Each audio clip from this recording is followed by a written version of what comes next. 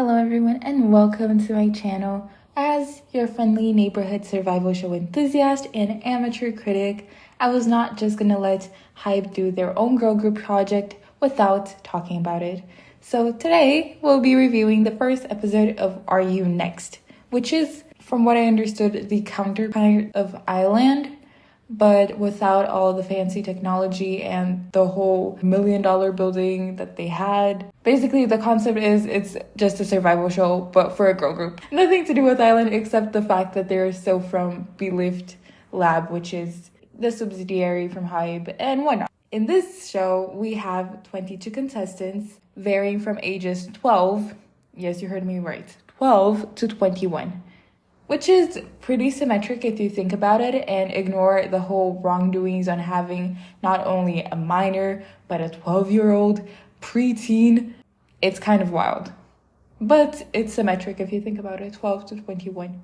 Just like most survival shows in the K-pop industry, this one also has the aim to create a girl group in the end. So the aim here is to debut. I'm not sure how many girls they have in the final debut line, but I expect 7 maximum because that was the number for Hype, and 22 contestants are not a lot. So I'm also expecting to see everyone's faces, even though that is completely unrealistic as we saw from the first episode. Some people were just snubbed and didn't get a second of screen time, even though there are only 22 participants. But anyways, we have a pretty packed casting in terms of coaches and mentors. We have Girls' Generation Sooyoung, who is an amazing performer, just overall incredible. She will be hosting the show, and I really like that. I love the Girls' Generation girlies just hosting. Their presence is just so strong and there. So I really appreciate her and Taeyeon from Queendom and Queen of Puzzle. So that is nice. And our coaches are Lee Hyun, who is the first member ever in Big Hit Music, Aiki, who we know and love from Street Woman Fighter, Kim Jae-hwan, who was a former 101 member, Kara's Park Beauty, and Jo Kwon from 2AM. In this first episode, we saw an introduction to the girls. We get to know them a little bit more. What are their talents? What are their skills? And we got to see some performances of a couple of them, in which afterwards the coaches and mentors had to assign each member of the team to one of the 3 categories, which is high tier, mid tier, and low tier, which overall is okay.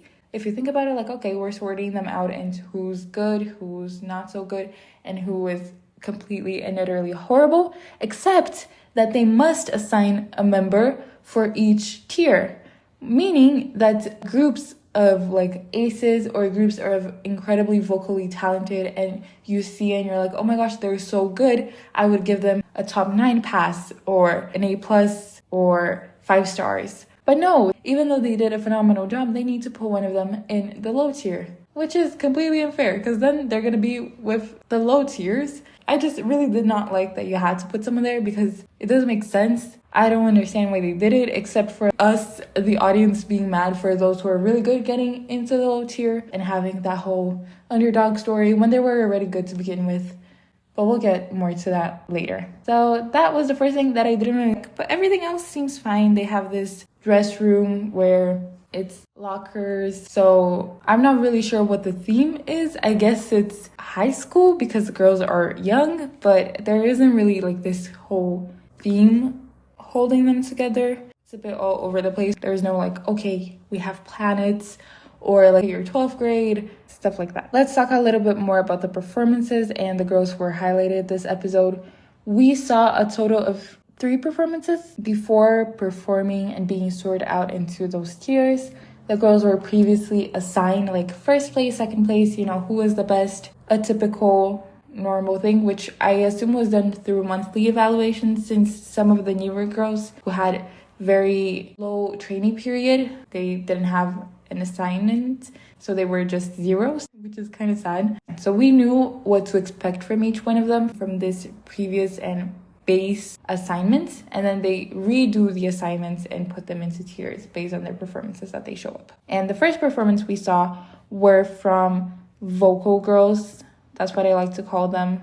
which are Jiwoo, Chanel, and Jungkook, who performed Bad Boy. And okay, when I saw they were gonna perform Bad Boy, I was like, damn, that is a hard song. And Hybe isn't known for their vocals in Island. I got really mad with the vocals because it all seemed very auto-tuned and they didn't do much with their vocals. They didn't talk much about vocals except from like one mission where they had specifically vocally centered stuff. But it was very dance heavy. So I was very happy that the first group we saw, it's like, okay, they are the vocalists and they will sing Red Velvet, which is vocally very challenging. So I think it matches. I like the vibes. I love the song. So I was very, very excited for this performance. And I must say, they kind of killed it. The vocals were insane. They were singing live because you could hear the backtrack and stuff. And they did a pretty good job dancing and singing at the same time. I specifically liked Jiwoo a lot. Her high notes were very seamless and flawless. And I was like, damn, she kind of reminded me a little bit of Girls' Planet's Yeong. She was such a good singer and she fluctuated between head voice and chest voice very easily in her first stage where she performed KDA's song and was very insane. And it reminded me a lot of her because this girl who did amazingly, those vocals, amazing high notes, got put into the low tier. I was really mad about that. And in Girls' Planet, not only her, but Diane also didn't get like a top 9 contestant. So they couldn't be in the top 9 from the first separation and categorization of the girls. But this means that she has a little bit of story. She has an underdog story forming here, which I'll appreciate if people pick up because I really, really like her. I also really think Chanel did a great job. Her vocals were nice. Her expressions were powerful.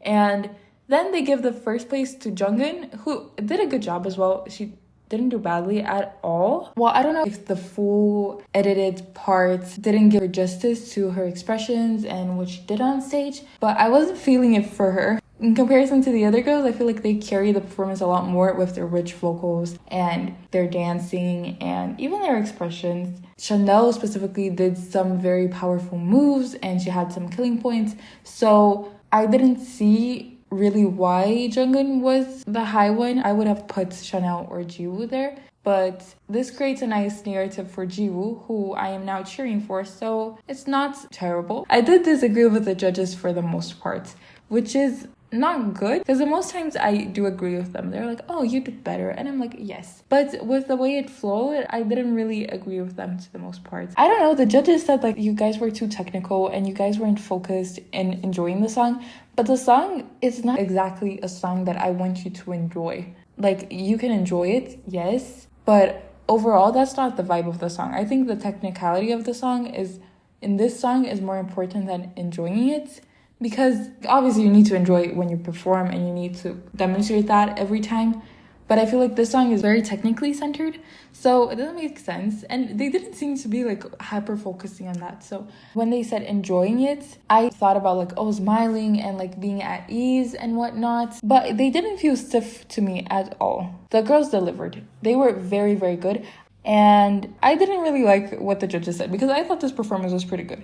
And then other performances that they were like, oh my gosh, this was the best performance ever. I was like, really? So maybe dancing wise, they weren't as good, but I was very focused on their vocals, especially because Red Velvet itself and in this song, you don't see it for the dance specifically. You see it for like the visuals, the mysteriousness, and Bad Boy vibes. And then we had the dance girls who performed ITZY. And here, the most highlighted member was the Japanese girl called Iroha. And honestly, she was really good. So I understand where focusing on her came. But they said, oh my gosh, this performance was so good.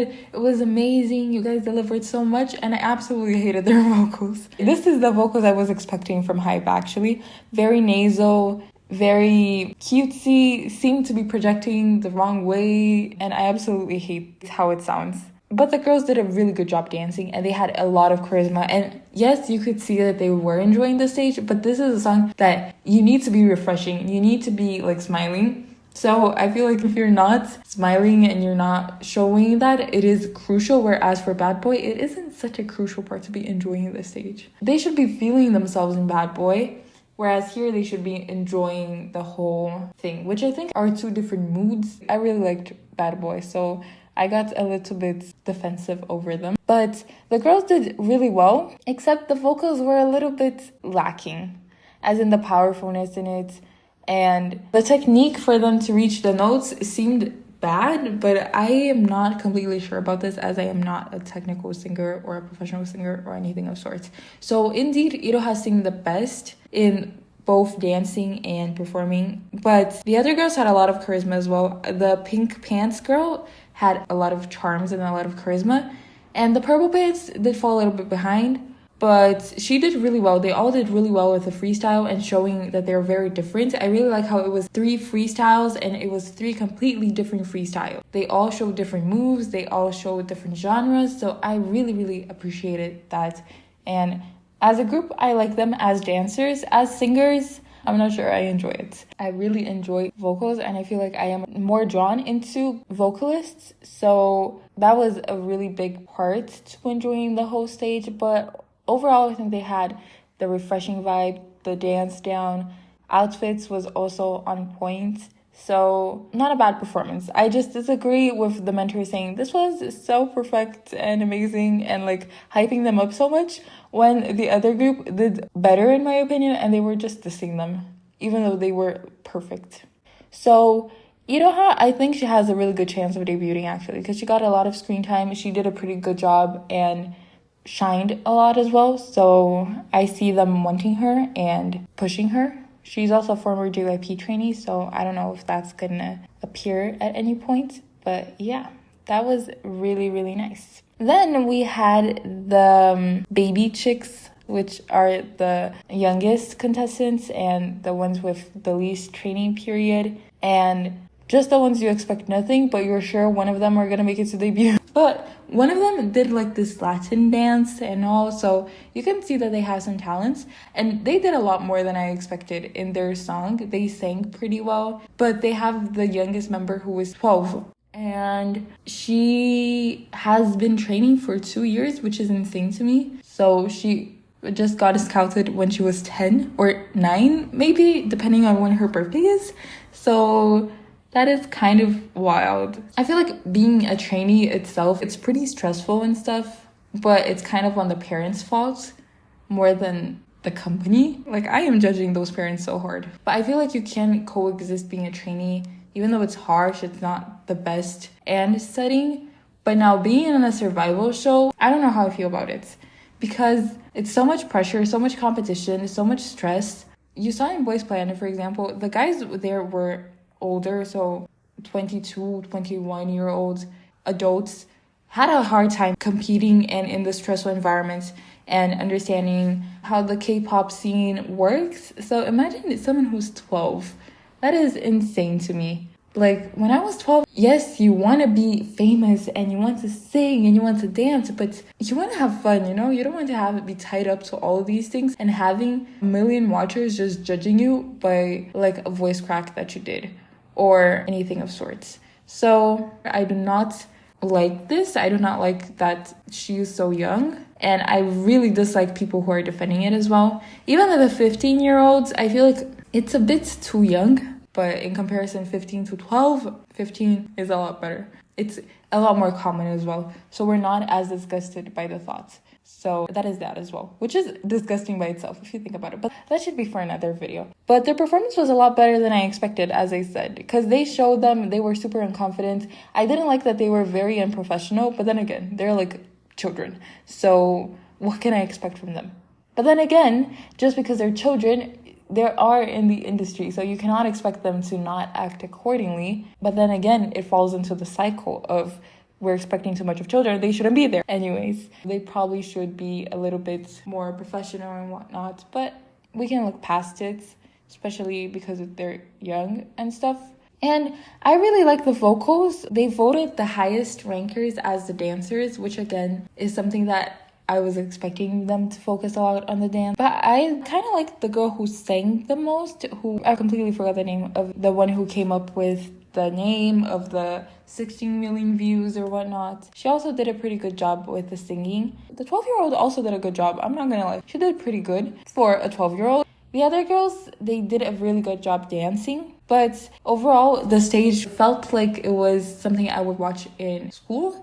Like girls from the dance club who wants to perform a K-pop song, it felt like that. So I wasn't so impressed by the dancing, but the singing, pretty good. And the expressions as well, I think they were pretty good. Like, they put them so much that I was really surprised with what I saw. And they were cute. I don't want to say much because I don't want to support them so much, but since they're there, it feels bad for me not to support them. And then we had Tomboy, and Tomboy is just that song. You know, every survival show from here on was gonna have Tomboy. It's that iconic, which is really surprising. But Tomboy was really, really good. I really liked it. We had the girls called Moa, Mocha, and Youngso. And Youngso was really, really highlighted. So she's also someone like you take notes and you think is gonna debut. Youngso shined in the stage.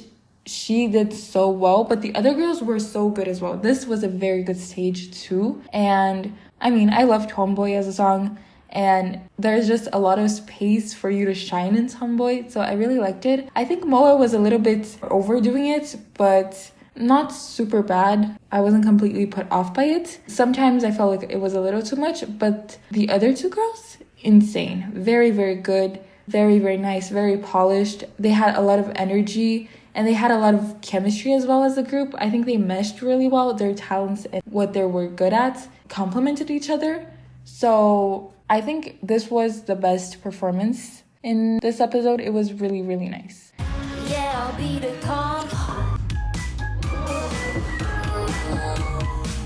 And then we had a sneak peek into the Bad Girl, Good Girl performance, which are from like the Aces, the Avengers team. And from this group, we have Yuna and Jimin, who were really highlighted. So I expect them to be fierce contestants to debut. And then someone else I wanted to talk about was Ruka, because we didn't see her performing it, but we got to know her in the Le Sserafim documentaries where they showed how she was a trainee and then they kicked her out of the group because maybe she wasn't good enough for the concept or they just think something didn't hit. And we're seeing her again here, which is why we saw her in the documentary. So I expect her to have some following as well. So I do think we should keep our eyes out to her, as in probably has a good chance of debuting. After this episode, I think I'm cheering for Youngso and Jiwoo because I really, really like their performances and their talents.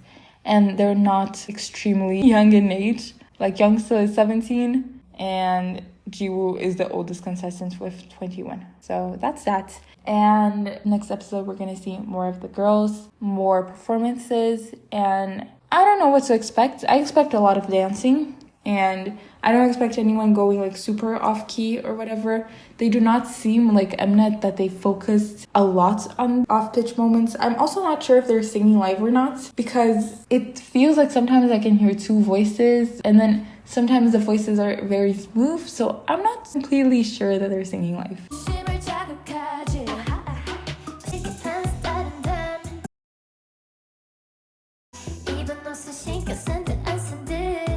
So I have a little bit of a questionable eye looking at the performances, but those were my opinions to it. Tell me who are you cheering for if you're watching it, who you think is going to do a good job, who's going to surprise us.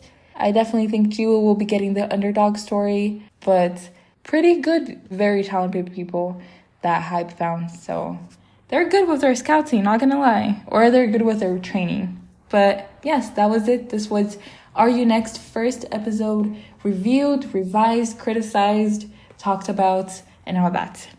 See you next time. Bye.